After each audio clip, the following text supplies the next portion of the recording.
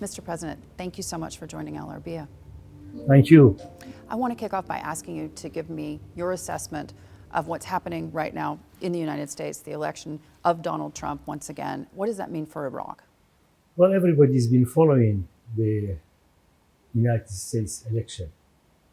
What we hope to do, new administration, because we have heard so many messages from it, that he will keep peace and stability in the world. I think that's our ultimate aim from President Trump, to carry out his message and to physically implement peace and security between all the countries and resolve the conflicts which we have. Does that mean that U.S. troops should be out of Iraq? Well, that's not a big really concern at this stage, because the world is facing bigger challenges. We have war in Europe, we have war in the Middle East, especially Palestinian problem, and we have war in many other places in African countries. I think Iraq, fortunately, for the last few years, we have been enjoying safe and security in Iraq. And I think our aim in Iraq and our goal in Iraq is to see peace and security between every country and to solve the conflicts which are causing too many human lives, damaging economy, even damaging trade, and creating political problems between many countries. In your mind, what is the solution there? Because President-elect Trump has made no secret that he believes Iran is the biggest problem facing the region. Yeah. Well, I don't want to go to that detail, but I think these problems, especially Middle East, I believe they can be sorted out, they can be solved if there are good intentions and treat everybody on the same level. That's what I believe.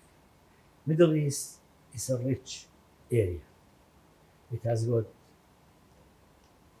history, traditional history, number of religions, number of nationalities live in the Middle East. I think we can only live in harmony if we solve our conflicts and our problems. And I believe the conflicts that are in the Middle East are not unsolvable. They are solvable. They can be easily solved if good attentions and if enough attention is given to the problem for solving the problem, not encouraging the problem by the bigger powers. Talk me through this. Benjamin Netanyahu, he's just been convicted by the ICC, the International Criminal Court. In your mind, does that affect in any way the conflict? Well, I'm not a supporter of Netanyahu. And I think he has committed crimes on a large scale on Palestinian people. And my thoughts and my support is for Palestinian people to achieve self-determinations, to be living on the area peacefully and look after their families and children. Everybody knows how many babies, how many children, how many women, how many men have been killed during this conflict. Is he guilty of war crimes? Well, that's not for me to say. The court has decided. They're pushing back on that decision. They're calling it anti-Semitism. Well, they can push back a lot of things, but the reality is in the court, and I don't think the court is biased towards any decision. I mean, this is their decision to make. Talk me through this one. President-elect Trump is coming into office in a couple of months. He says he's going to put an end to wars, not just in the Middle East, but in Europe as well. Do you believe he has a chance of achieving that? Well, I hope so. I hope so. I think there is a good chance for achieving that in every corner. No nation wants war. Yeah. They are imposed on them. So I think if President Trump is aiming for that, I wish him all the luck. And I think everybody globally will be happy about it. You've mentioned that Iraq's had quite a bit of stability as opposed to recent decades over the last couple of years. In your mind, that obviously will bring a lot of opportunities for investment to this country. Well, let me just say, Iraq has always been a rich country. Iraq has got the oldest history in the world regarding civilization, culture, education, and even development started over 6,000 years ago, and it has been continuous. But unfortunately, for the last nearly 50 years, Iraqi people, we have lived in conflicts. Sometimes it's been internal conflict, sometimes it's been outside conflicts. We experienced all of it: war, invasion, occupation, sanctions, and lately, only up to a few years ago, we experienced terrorism, which ended up by having terrorism of Daesh on large part of Iraq. But I'm glad to say we have closed that chapter. And the new chapter is we want to keep peace and security for Iraqi people to live in harmony. And then the government has got a plan for services, for development, for investments. Yes, we need investment. Iraqi investment and outside investment. Are you worried that Iran could pull you into the regional conflict? No, I don't believe that they would pull. The relationship between Iran and Iraq is very strong. We have at least 1,200 kilometers of border. Most of the populations are relative of each other. Yeah. So, no, we can, I'm sure if we solve the problems, especially in the Middle East now, which is Palestinian problem. And I think this problem is not only political or military, it has become for a large population in Middle East emotional, sentimental problem. They cannot stand it to see day by day hundreds, sometimes thousands of children are killed. Mm-hmm. So we have to really consider that, the emotions of the people. Yeah. Tell me this, Saudi Arabia and Iraq in recent years, not just politically but also economically, forging stronger ties, the UAE as well. The region seems to be behind a stronger Iraq, and that is a different narrative than perhaps we had heard in previous decades. No, stronger Iraq is very important.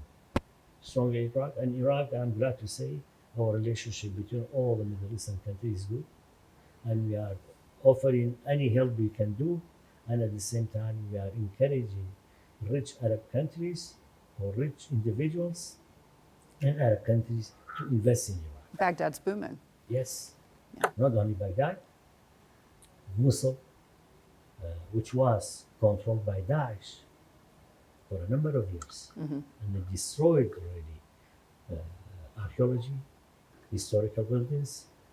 Basra is booming. Many other governments are booming, and you have seen Suleimania, Erbil, which are really in a peaceful and harmless situation. But the effect of other conflicts definitely affect Iraqi situation Yeah. on economy, on trade, on exchange of visits, on delegations. Yeah. These are all related to the conflicts. In your mind, how does this square with the narrative externally that Iran is bad for Iraq? Because essentially what we've seen over the last couple of years is a more pro-Iranian government and a stable situation in the country. To be quite honest, I think that's well over-exaggerated. Yeah. Because Iraqi people as a whole and Iranian people as a whole, they have lived all their history together. Yeah. And sometimes both countries were under the same empire. Yeah. There are friends and relatives in each country between. And they not only that, they depend on trade between each other. Sometimes, for instance, recently, Iranian helped us to use our power stations using Iranian gas. Yes. Apart from that, about large amount of water resources are coming from Iran to Iran. Yes. So we cannot close all these. Our relationship is good, and we want to keep it that way. And we hope that many other countries realize that. Now, I'm very glad to say that although we help a little bit, but the relationship between Saudi Arabia and Iran is improving. Yes. The relationship between Iran and UAE is good. And between the other countries, all the Arab countries are happy. But the conflict is not only in the Middle East. Yes. It's in Africa, in Sudan, in Yemen.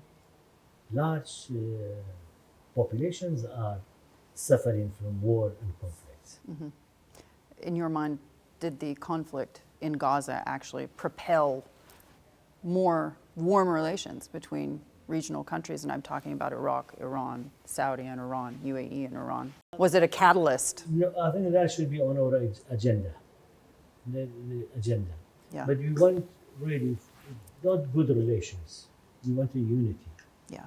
The region is strong with population, is strong with history, is strong with the number of religions, and it is strong in wealth. Yeah. As for agriculture, oil, natural resources are all available in the Middle East. So I think this area, if we have peaceful conditions and stability, I think it can easily be one of the richest area in the world. And just to ask you about COP29, there's been a lot of controversy over the last couple of weeks at those meetings about whether they're going to be able to achieve a figure even of what developed countries owe the global south. Well, environment is becoming a very serious. Climate change is becoming a very serious. And it has direct implications for Iraq. For everybody. Large number of countries in the world either suffer from flood or from drought or from lack of water. It's changing. Obviously, we cannot really continue using the same habit and the same behavior. We have to do something about it. And the sooner we tackle it, the better for everybody. Because just consider this here. Yes. How many countries suffered from flood? How many lives were lost as a result of flood? How much economical damage was caused by environmental change? So these are, we have to take it very seriously. And I'm a fully supporter of COP and their recommendations. And I hope that implementations will be implemented in every country, and every country should be responsible for implementing it. And we need the richer countries to make a program for supporting the environmental aspects and the climate change. You're not worried that the COP process is broken? No, I'm not worried. I think we have to do something about it. And I think it should be in our conscience and in our activity to do something about it. Mr. President, thank you so much for joining Al Arabiya. Okay, thank you.